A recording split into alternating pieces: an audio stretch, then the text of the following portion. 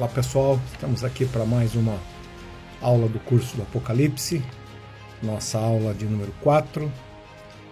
Lembrando para que vocês compartilhem e se inscrevam no canal Central das Escrituras. Então vamos à nossa aula de hoje, usando o capítulo 4 do Apocalipse, ok? Então vamos passar aqui uns PowerPoint, né? Aula 4. Lembrando que é o capítulo 3, né? A primeira aula foi uma introdução.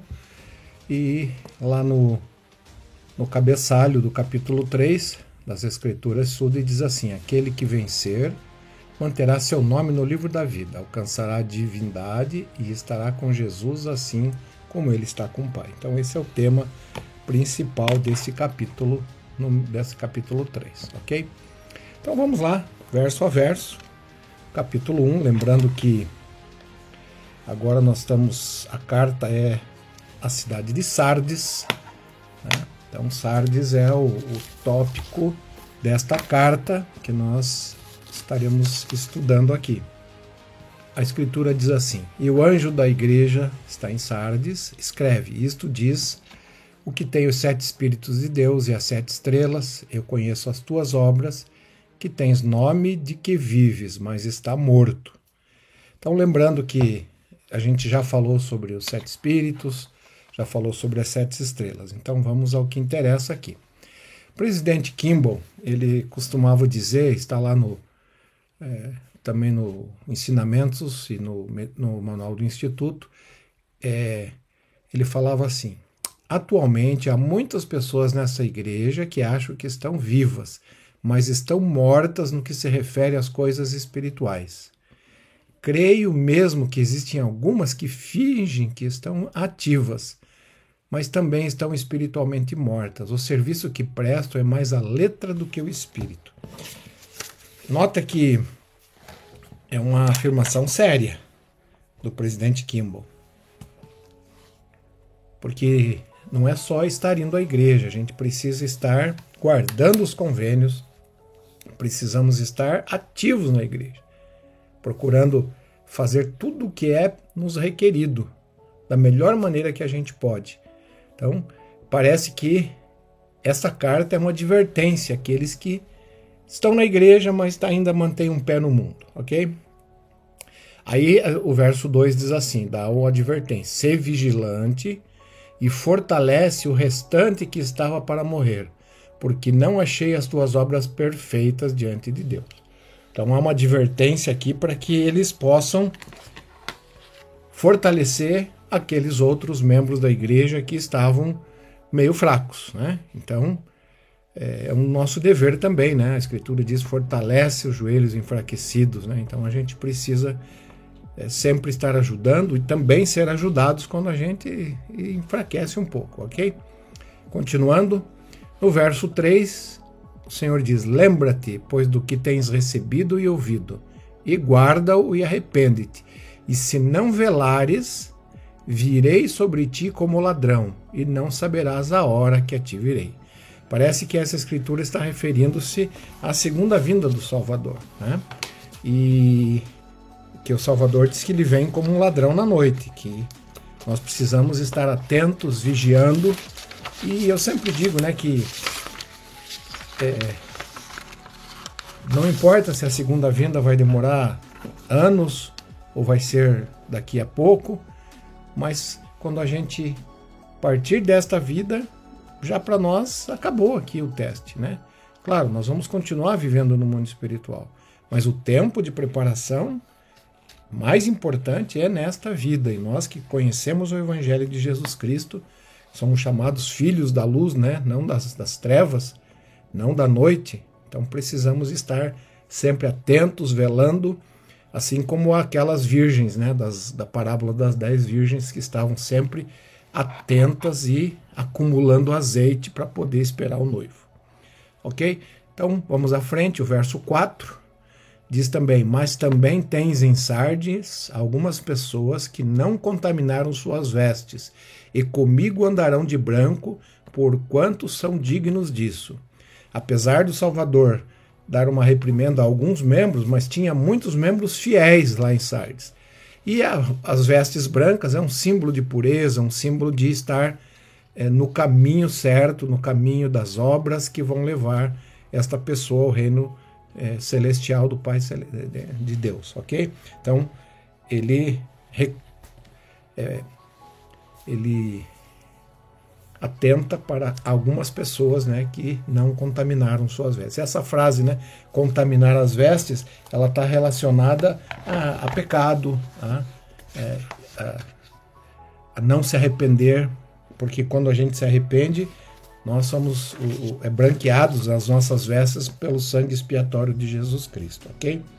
Então, e aí vem a bênção: e ao que vencer será vestido de roupas brancas, e de maneira nenhuma riscarei o seu nome do livro da vida, e confessarei o seu nome diante de meu Pai e diante dos anjos.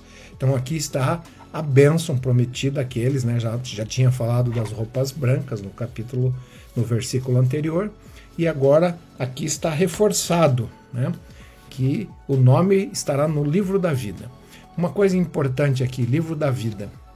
O que é isto? Segundo o elder Bruce R. McConkie, que a gente vai usar em algumas das aulas, né, que era um teólogo bem conceituado da igreja, ele diz assim, figurativamente, isto é nossa própria vida, sendo o registro de nossos atos transcritos em nossas almas, um relato de nossa obediência ou desobediência escrito em nossos corpos. Literalmente, é o registro guardado nos céus dos nomes e atos dos justos fiéis. Então a gente sabe que tudo o que a gente faz está sendo anotado, né? Os anjos estão anotando o que a gente faz. E é importante lembrar que quando nós nos arrependemos, eu acho que eles apagam essa parte, né, dos nossos registros, felizmente, porque o Senhor diz que quando nós nos arrependemos, Ele esquece. Então, por isso precisamos estar em constante arrependimento para poder estar limpos, estar dignos das vestes brancas que o Salvador oferece, ok? O profeta Joseph Smith, ao profeta, né, Joseph Smith, o Senhor revelou que é o registro que se faz no céu. Então é feito um registro nos céus. Em alma lemos que os nomes dos justos serão escritos no livro da vida, e a eles considerei uma herança à minha mão direita. Então essa é a promessa daqueles que forem fiéis, aqueles que vencerem a si próprios, vencerem o mundo, tem essa promessa, ok? Na grandiosa revelação do casamento celestial, o Senhor declarou que: e também em verdade vos digo, se um homem se casar com uma mulher pela minha palavra, que é a minha lei, e pelo novo e eterno convênio for selado pelo Santo Espírito da promessa. A gente já falou sobre isso, né? Ser selado pelo Santo Espírito da promessa. É o Espírito Santo colocando, atestando que aquela pessoa naquele momento está vivendo de acordo com os convênios que ela fez. Ela é uma pessoa justa, não perfeita, mas justa, está se esforçando. Aí a promessa é: surgireis na primeira ressurreição, e herdareis tronos, reinos, principados, poderes, domínios, todas as alturas e profundidades. E então será escrito no livro da vida do Cordeiro. Então, mais uma referência ao livro da vida em Doutrina e Convênios. Na verdade, parece que o livro da vida está aqui na nossa mente mesmo, está tudo gravado aqui. Talvez a gente não lembre de muitas coisas, mas vai ter o dia que nós vamos lembrar de todas as coisas. Então precisamos lembrar de que precisamos viver de uma perspectiva eterna se quisermos receber essas bênçãos, essas promessas, né, de surgir na manhã da primeira ressurreição, como ele coloca aqui, e herdar tronos, reinos, principados. Isso quer dizer exaltação, no grau mais alto que o Senhor tem no reino celestial. Então, em resumo, essa carta, né, de Sardes, deixa eu voltar aqui, essa carta de Sardes, a advertência é que eles vigiassem para que não caíssem, né? Então nós precisamos estar atentos, vigiar e orar para que a gente possa permanecer fiel até o fim dos nossos dias, né? Essa é a advertência dessa carta que serve para nós também. Lá no Apocalipse, agora no verso 7, 3:7, diz assim: e ao anjo, agora ele vai falar para a igreja, para os santos de Filadélfia. Isto é que diz o que é santo, que é verdadeiro e que tem a chave de Davi, o que abre e ninguém fecha, e fecha e ninguém abre. Eu gosto muito dessa escritura de Isaías 22:22, que diz assim: e porei a chave da casa de Davi sobre o seu ombro, e abrirá e ninguém fechará, e fechará e ninguém abrirá. Essa referência à chave da casa de Davi é uma referência que o Salvador conquistou através da sua ressurreição, através de vencer a morte, né? Através de ter feito a expiação, recebido a ressurreição. E apesar de que o Salvador Jesus Cristo é um descendente de Davi, né, da casa de Davi, significa que ele tem o poder de governar, né, por ser descendente de um rei. Mas também ele é antes de Davi, porque antes de Davi, o Salvador Jesus Cristo já era um Deus na pré-existência, tá ok? Então, essas palavras aí que fecha e ninguém abre, está referindo-se, né, as chaves da ressurreição, as chaves de todas as coisas, né? Inclusive as chaves do inferno, para poder serrar Satanás lá no inferno, ok? Então, esse é o verso 7. Vamos ao verso 8. Então, o Senhor vai especificar ali dizendo assim: eu conheço as tuas obras, eis que diante de ti pus uma porta aberta, e ninguém a pode fechar, porque tens pouca força, e guardaste a minha palavra, e não negaste o meu nome. Né? Parece que o Senhor está dizendo aqui que tinha uma porta aberta, porque ele tem a chave dessa porta que vai nos ajudar, que vai estar aberta para que a gente possa voltar à presença do Pai Celestial. Lembra que o guarda do portão é o Salvador Jesus Cristo. Nós teremos que passar por ele. No contexto, né, do verso anterior, através do Evangelho de Jesus Cristo e suas ordenanças, uma porta para o reino de Deus se abre àqueles que aceitam o Evangelho. Né? Aí o profeta Nef, lá em 2 Nef 31, diz assim: portanto, fazei as coisas que eu vos disse ter visto o Senhor, vosso Senhor e Redentor fazer, porque por esta razão me foram mostradas, para que possais conhecer a porta pela qual deveis entrar. Porque a porta pela qual deveis entrar é o arrependimento e o batismo com água, e vem então a remissão dos pecados pelo fogo e pelo Espírito Santo. Então, esta porta aberta, o Senhor diz: todo dia estendi as minhas mãos. Né? O Senhor está sempre de portas e de braços abertos para nos receber, ok? E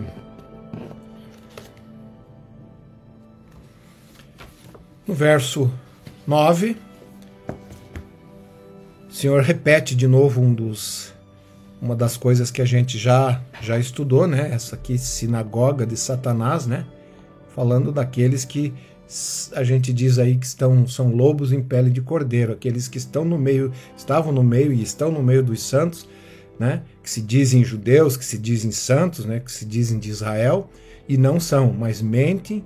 Eis que eu farei que venham e adorem prostrados a teus pés e saibam que eu te amo. Né? Então parece que esses vão ter que reconhecer que eles eram dignos e vão ter que vamos dizer assim, como ele diz ali, adorem prostrados a teus pés, aos pés daqueles que vencerem, se tornarem deuses, né, no reino celestial.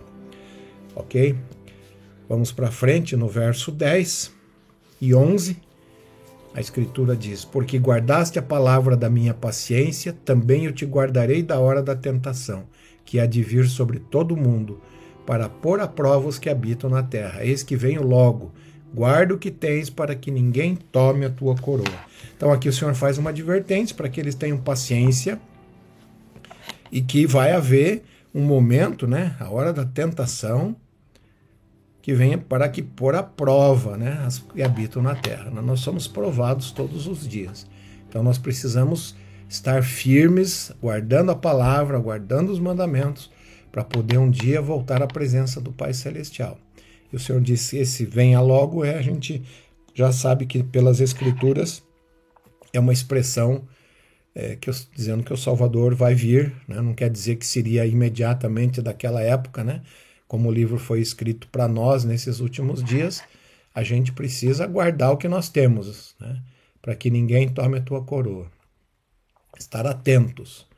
Lembra do verso anterior? Aqueles que são sinagogas de Satanás, que estão às vezes no nosso meio, mas estão com o pé no mundo e aderindo às filosofias do mundo. Então, cuidado, irmãos. Guarde a palavra, guarde os mandamentos. Fica atento aos profetas de Deus. Eles dão sempre o nosso rumo, o que a gente deve seguir e fazer, para que a gente não caia em tentação e se desvie e perca a oportunidade de um dia voltar a viver no reino celestial do Pai Celestial. Agora, o verso 12 vai dizer: o que vencer, eu farei coluna no templo de meu Deus. Já imaginou que bênção? Né? É uma expressão simbólica, né? E dele nunca sairá, e escreverei sobre ele o nome do meu Deus, e o nome da cidade do meu Deus, e o da Nova Jerusalém, que desce do céu do meu Deus, e o meu novo nome. Então, olha a bênção que é a promessa de bênção para esta igreja, né, que provavelmente não tinha quase nada para ser recriminada, né? Então, coluna do meu Deus, os santos exaltados são comparados a pilares do templo, pois são firmes e dão sustentação ao edifício, dão sustentação ao reino de Deus. Quanto mais os filhos do Pai Celestial atingirem o grau da exaltação, mais poderoso ele se torna, né? Mais forte ele se torna, ok? Continuando então, o resumo que o Senhor faz a carta à igreja da Filadélfia é que eles tenham paciências nas tentações. Lembra que as cartas também têm que ser aplicadas a nós, né? Temos paciência nas tentações, porque elas vão vir. E o Senhor disse que não dá tentações a gente mais do que a gente possa suportar. Então, cuidado, tenha paciência. Às vezes as dificuldades vêm, mas se nós persistirmos, né, a bênção vem depois, né? Sempre depois da tempestade vem a bonança, ok? Vamos lá para o verso seguinte. Agora o Senhor está escrevendo a carta a essa cidade, a carta a Laodiceia. Lembra, essas cartas a gente pode entender elas como uma carta para todos os santos de todas as eras. Aqui diz: e o anjo da igreja que está em Laodiceia escreve: isto diz o Amém. O Amém é um dos títulos do Salvador, né? Chamado de Amém. Também é um dos títulos do Salvador. A testemunha fiel e verdadeira, o princípio da criação de Deus, né? O Salvador Jesus Cristo é o primogênito, é o primeiro espírito gerado pelo nosso Pai Celestial. Ele é o princípio da criação de Deus, ele é o primeiro, por isso ele é o primogênito, e era um Deus desde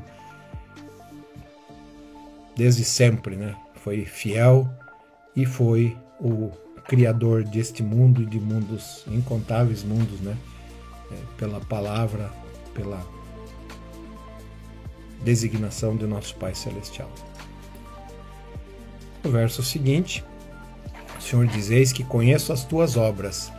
E aqui há uma advertência, que nem és frio, nem quente, que deras fosse frio ou quente, mas tu és morno, e nem és frio nem quente.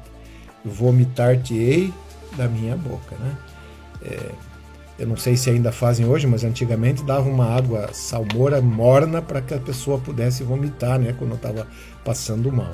Então o Senhor está dizendo que os santos, que são nem quente nem frio, são mornos, ele é melhor até ser frio do que ser morno, porque o morno, o Senhor não gosta dos mornos. Porque o morno, ele está sempre no meio, mas ele não toma partido, ele não faz, ele está com um pé no mundo, um pé na igreja, ele é uma pessoa morna, como a própria Escritura diz. E o Senhor declara então firmemente: os hipócritas serão detectados e serão afastados, seja na vida ou na morte, como eu desejar. E ai dos que são cortados da minha igreja, porque os mesmos foram vencidos pelo mundo. Então aqui é uma advertência do Senhor, né, irmãos? Que aqueles que são hipócritas, hipócrita é aquele que na aparência é alguma coisa, lá no domingo é tudo perfeito, mas chega em casa, não tem nada do evangelho na vida dessa pessoa. Então cuidado, né? Tem uma expressão que diz que você conhece o homem dentro das quatro paredes do seu lar. Então cuidado, irmãos, para que a gente não seja hipócrita, né? Que a gente possa fazer e guardar os mandamentos e os convênios. Aí, depois ele continua com outra escritura. Estes são os que não ouvem as palavras dos profetas e apóstolos e as rejeitam. Parece uma coisa assim absurda, mas hoje em dia temos muitas pessoas na igreja que questionam os apóstolos e profetas e não dão ouvidos às palavras do profeta. Né?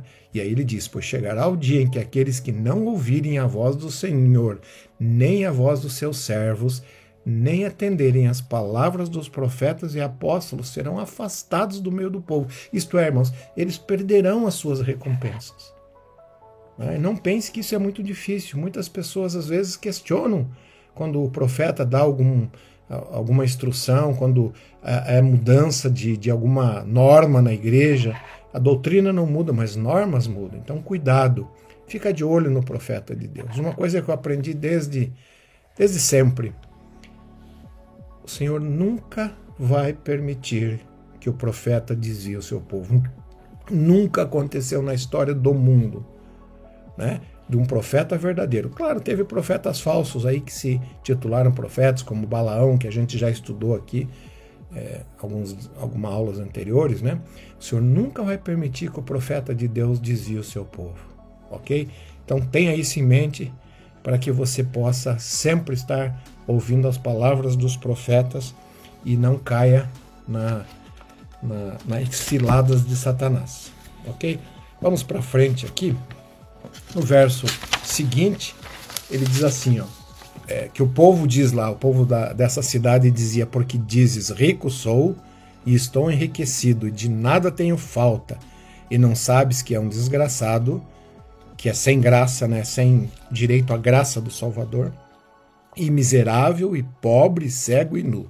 Eu coloquei essa imagem, né, aquela maçã comida pelo orgulho, ela olha no espelho e parece que ela é uma maçã normal, bonita. É aqui o Senhor está dizendo, ó, vocês acham que são ricos, né? Mas não sabem que vocês são pobres, cego e nu.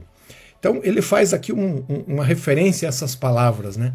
Então o Senhor diz assim, aconselho-te que de mim compres, porque ele é pobre, ouro refinado no fogo, para que te enriqueças. O Senhor disse que eles eram nus, então disse assim, e vestes brancas, e deveriam comprar, para que te vistas e não apareça a vergonha da tua nudez. Essa nudez aqui, irmãos, que fala aqui nas Escrituras, normalmente se refere à falta de dignidade. É também chamada de nudez quando a pessoa está indigna. Lembra quando Adão e Eva, né, no paraíso, estavam, quando eles comeram do fruto proibido, eles viram que estavam nus, isto é, estavam indignos de estar na presença do Senhor. E depois ele diz, e que é cego, né? Lembra que ele falou que é cego? Então ele diz, unja os teus olhos com colírio para que vejas. Vamos destrinchar um pouquinho cada um desses itens. Ouro refinado no fogo, que o Senhor disse para nós comprarmos. O Elder Orphan F. Whitney, do Quórum dos 12, também ensinou que as aflições podem ser para o nosso bem. Nenhuma dor que sofremos, nenhuma provação porque passamos é vã. Elas contribuem para a nossa formação, o desenvolvimento de atributos como paciência, fé, fortaleza e humildade. Tudo o que fazemos e tudo o que suportamos, especialmente quando fazemos com paciência, edifica o caráter, purifica o coração, expande a alma e faz com que nos tornemos mais ternos e caridosos, mais dignos de ser chamados filhos de Deus. E é por meio da aflição e do sofrimento, labuta e tribulação, que conquistamos a formação que viemos buscar. Tá? No livro Fé Precede Milagres, né? O presidente Kimball que usou essa citação.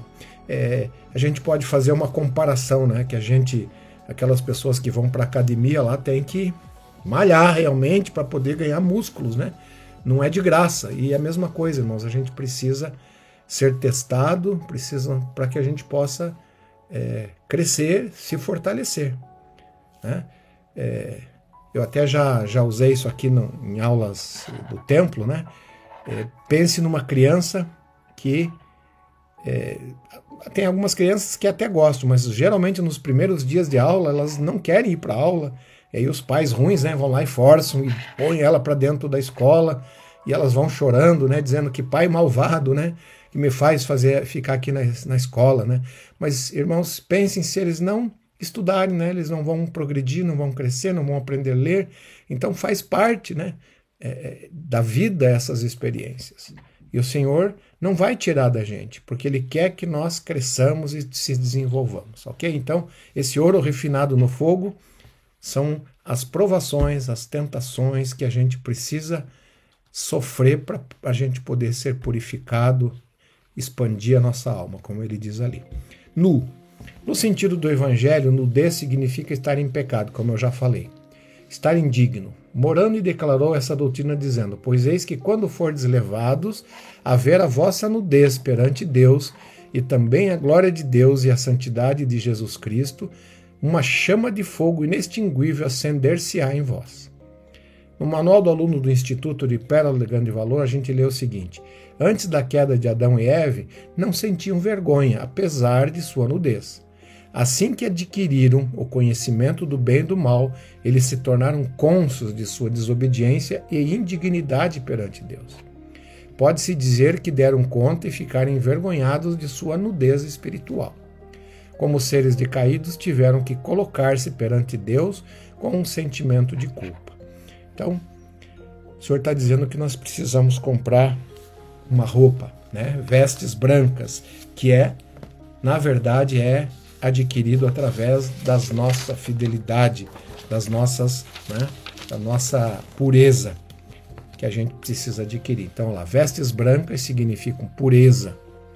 E não somente podemos lavar nossas vestes somente podemos lavar nossas vestes através do sacrifício expiatório de Jesus Cristo. Como afirmou João, dos que recebiam a salvação, dizendo: estes são os que vieram da grande tribulação e lavaram as suas vestes e as branquearam no sangue do Cordeiro. Lembrando que Salvador Jesus Cristo é o único nome dado que pode lavar os nossos pecados. E a alma complementa que sabeis naquele dia que não podeis ser salvos, pois ninguém pode ser salvo sem que suas vestimentas tenham sido lavadas até ficarem brancas. Sim, suas vestimentas devem ser purificadas até ficarem limpas de qualquer mancha pelo sangue daquele de quem nossos pais falaram, o qual deve vir para redimir o seu povo de seus pecados. Lembra que Abinadi ensina que ele viria para redimir o povo de seus pecados, não em seus pecados, né? Isso tem uma grande diferença. Nós precisamos nos arrepender dos nossos pecados, para que o Salvador, a expiação de Jesus Cristo, possa fazer efeito e nós possamos comparecer sem manchas perante o tribunal, a julgamento final, né, quando enfrentarmos esse julgamento final.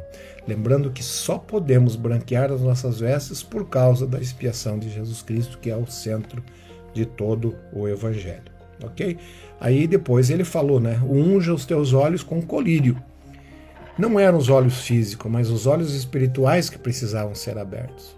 Esta unção com colírio é uma unção espiritual, para que os olhos espirituais possam ver e entender as coisas do Senhor. Pois ele tinha afirmado que eles eram cegos espirituais, não conseguiam perceber as coisas espirituais. As Escrituras indicam que o óleo de oliva representa o Espírito Santo, provavelmente porque oferece fogo, calor e luz quando queimado nas lâmpadas. Então, essa foi uma advertência do Senhor para que eles pudessem ungir os olhos com colírio para que pudessem ver. Ok? Então, só um resuminho do que a gente viu, né? O Senhor disse: olha, vocês são pobres, são cegos e são nus. Então ele disse: se vocês querem ser ricos, compra ouro refinado no fogo, são as obras, são enfrentar as provações e as dificuldades e vencê-las. O colírio seria o Espírito, viver pelo Espírito do Senhor. E as vestes brancas, a gente pode aliar isso à pureza e também às ordenanças do templo, ok? E aí o Senhor, parece que essa igreja tinha muito que se arrepender. E o Senhor diz assim: eu repreendo e castigo a todos quanto amo. Sê, pois, zeloso e arrepende-te. Irmãos, assim como um pai repreende seus filhos para que eles aprendam e cresçam, o Senhor também faz o mesmo. E repreensão e castigo, segundo as Escrituras, podem vir de vários propósitos. Um deles é para nos perdoar dos pecados. Está lá registrado isso, né? Em verdade, assim diz o Senhor a vós, a quem amo e a quem amo também castigo, para que seus pecados sejam perdoados, e também através do castigo prepara um meio para livrá-los da tentação em todas as coisas. Eu vos amo. Está lá em Doutrina e Convênios 95:1. Então, muitas vezes o Senhor nos castiga para nos perdoar, para perdoar os nossos pecados. Assim como um pai, né, que coloca um castigo no filho. Quando o castigo é cumprido, aquilo que providenciou o castigo, ela foi paga, né? Então, é mais ou menos assim com o Senhor também. Aí ele diz: outro motivo pelos castigos e repreensões são por causa de transgressões. É evidente. Eu, Senhor, permiti que lhes sobreviessem aflições, que os afligiram em consequência de suas transgressões. Contudo, possuí-los-ei serão meus no dia em que eu vier para reunir minhas joias. Portanto, é necessário que sejam corrigidos e provados, assim como Abraão, a quem foi ordenado oferecer o único filho. Pois todos os que não querem suportar a correção, mas negam-me, não podem ser santificados. Doutrina e Convênios 101. Então, muitas vezes, quando nós cometemos algum erro, alguma transgressão, pecado, nós somos castigados por isso, né? Para que nós possamos também mudar e se arrepender. O castigo é muito importante para ajudar a gente a se tornar. E aí ele diz, né, que a gente precisa ser provados como Abraão, né? Provavelmente o Senhor não vai pedir ninguém que sacrifique o seu filho, mas sacrifique o seu eu pessoal, sacrifique você mesmo, no sentido de você abandonar as coisas, né, que são ruins, as coisas que não são corretas. Então talvez esse seja o sacrifício que o Senhor vai pedir. Parece que foi só Abraão que teve essa experiência para poder entender o que era Deus dar também o seu único filho, né, para salvar a humanidade. Ok? Então vamos na sequência, né? Apocalipse 3:20, escritura conhecida de todos nós, né? Sempre usada. O Senhor diz: eis que estou à porta e bato. Desculpa, acho que eu pulei aqui. Outra razão para que aprendamos a obedecer e nos arrependermos. A outra razão, né, para que a gente possa obedecer e aprender. Pois o meu povo precisa ser corrigido até aprender obediência, ainda que seja pelas coisas que sofre, né? É assim que nossos pais muitas vezes fizeram, né? A gente era castigado para aprender obediência, né? Mesmo que traga o sofrimento, e vai, né? A gente aprende com esse sofrimento, com os erros que a gente comete, a gente deve aprender. Outro motivo é para que nos lembremos do Senhor. E assim vemos que o Senhor não castiga seu povo, seu Senhor não castiga seu povo com numerosas aflições, sim, senão o fere com morte, com terror e com fome, e com toda sorte de pestilências dele não se lembram. Então, às vezes, o castigo, as dificuldades vêm para que a gente possa lembrar do Senhor. Ainda outra razão que o Senhor julga conveniente castigar o seu povo é para provar sua paciência e sua fé. As escrituras bases estão ali.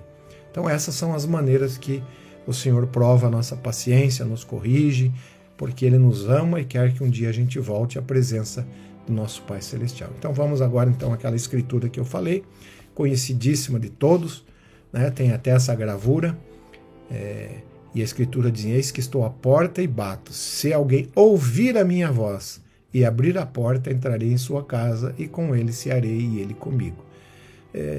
quando esse artista fez essa gravura, né, essa pintura, dizem que alguém comentou dizendo, peraí, mas a porta não tem um trinco. Mas na verdade a escritura diz, eis que estou à porta e bato. Se alguém ouvir a minha voz e abrir a porta, essa porta tem que ser aberta por dentro, né? É nós que temos que abrir a porta para o Salvador. Uma coisa que é importante no Evangelho, e quando a gente entende isso, a gente entende muitas coisas. O Senhor, Ele respeita o nosso arbítrio. Ele nunca força a gente a nada. Satanás, pelo contrário, não respeita o arbítrio. Mas o Senhor respeita o arbítrio. Por isso ele diz que nós é que precisamos abrir a porta. É interessante que ele diz que ele bate a porta e ele coloca, se ouvir a minha voz, que é uma voz mansa e delicada, a voz do Espírito. Né? A Escritura diz que nós, né, o Espírito, vem até o coração. Ele vem até perto do coração. Nós precisamos abrir o nosso coração para que o Espírito possa trabalhar com a gente e possa fazer com que a gente vá se tornando uma pessoa melhor. Ok? E depois então vem, como todas as cartas, as promessas. E ele diz, ao que vencer lhe considerei que se assente comigo no meu trono, assim como eu venci e me assentei com meu Pai no seu trono. Então essa é a grande promessa, a promessa de exaltação, né? Todas as promessas dos vencedores eram de exaltação. Então, esta carta, o resumo dela é que o povo era apático ao Evangelho e era orgulhoso, dizendo, eu sei tudo, eu sou rico, não preciso de nada, né? Aí o Senhor diz, vocês são pobres, cegos e nus, né? Então, essa é a reprimenda para essa carta à Laodiceia. Como sempre, né, os símbolos desse capítulo tem poucos símbolos, né? Então, vestes brancas, símbolo de pureza, limpeza e santidade. Livro da vida é o registro de nossas obras, o registro em nossas próprias almas, né? Está tudo registrado. Há até um fato verdadeiro, né, que quando a pessoa está, sei lá, quase se afogando no mar, no rio, em algum lugar, há relatos, né, as pessoas contam que parece que a vida passa assim em segundos como um filme na mente. Então isso são relatos que as pessoas que estão nessa situação de quase morte acontece. Então está tudo registrado aqui. E a chave de Davi é o poder do Salvador de ser rei de Israel, o poder do Salvador de ressuscitar, o poder do Salvador sobre a morte, sobre todas as coisas, né? Então esses são os símbolos do capítulo 3. Ok? Vamos ver agora, para encerrar, um resumo de todas as promessas ao vencedor, né? Aquele que vencer. Então, a primeiro lá é dar-lhe-ei de comer da árvore da vida que está no meio do paraíso de Deus. A árvore da vida era o símbolo do reino celestial de Deus e do seu amor. Depois ele prometeu lá, ao que vencer não receberá o dano da segunda morte. A gente já estudou isso, segunda morte, a morte espiritual, o ser afastado da presença de Deus. Depois, outra promessa é comerá do maná escondido, que é o Salvador Jesus Cristo. Terá a bênção de ter o Salvador Jesus Cristo com ele. E também receberá uma pedra branca com um novo nome. Isso é um urim e tumim pessoal que a gente já estudou na aula passada, né? Que a pessoa com esse urim e tumim pessoal vai poder conhecer coisas de reinos de ordem superior.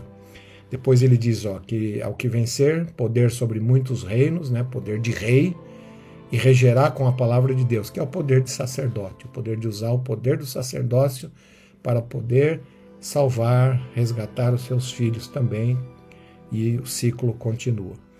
Aí ele diz que ao que vencer serão em suas mãos como vaso de barro nas mãos do oleiro, o poder de criar, né, o poder de moldar como o oleiro faz com um vaso. Também ao que vencer governarão pela fé com equidade e justiça, né? A promessa de que serão reis e sacerdotes, que é a promessa de exaltação. Depois vimos que ao que vencer receberia a estrela da manhã, que é o Salvador Jesus Cristo, que é a bênção maior, né? O segundo Consolador, que é o Salvador Jesus Cristo. Ao que vencer, darei vestes brancas, quer dizer, pureza e santidade, serão limpos pelo sangue expiatório de Jesus Cristo. Ao que vencer, não será arriscado o seu nome do livro da vida, o livro dos justos e fiéis que é feito no céu, ok? Depois ele diz que ao que vencer, confessarei o seu nome diante de Deus. Jesus atestará a dignidade dos justos. Lembra que ele é nosso advogado perante o Pai. Né? Ele vai estar lá nos defendendo. Enquanto que a palavra diabo quer dizer acusador. Então, o diabo é acusador. O Salvador é nosso advogado de defesa. Né? Justo e misericordioso. Também ao que vencer será a coluna do templo de Deus. Isto é, firme e imutável. Será o esteio do reino de Deus. E também ele diz que escreverei sobre ele o nome de Deus e o nome das cidades de Deus. Serão deuses. Receberão todas as coisas que o Pai Celestial tem. Então, essas são as promessas que o Senhor faz ao que vencer, ok? E aqui nós encerramos esse capítulo 3 e agora vamos entrar efetivamente no próximo, né? No capítulo 4, onde já acabou as cartas, e vamos entrar agora efetivamente mais na revelação, né? E nas coisas que são importantes que a gente entenda do livro de Apocalipse, ok? Então, ficamos por aqui, agradecendo a presença de todos conosco aqui, lembrando para compartilhar, divulgarem, e esperamos vocês na próxima semana. Obrigado por estarem conosco.